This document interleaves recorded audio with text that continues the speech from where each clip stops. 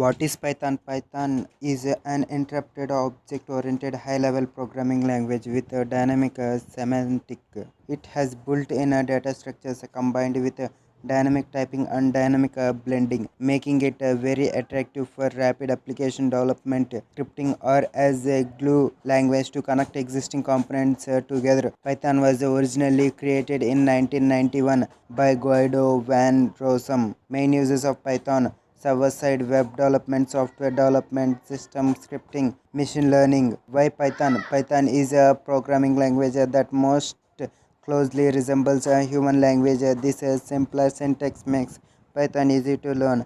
Python emphasizes readability, so the cost of program maintenance is reduced. Modules and packages encourages program modularity and code uses. The Python interpreter and extensive standard library are available in source or binary form without change for all major platforms and can be freely distributed. There is no compilation step, so the edit test debug cycle is incredible fast. Debugging Python program is relatively simple. A bug or bad input will never cause a segmentation fault.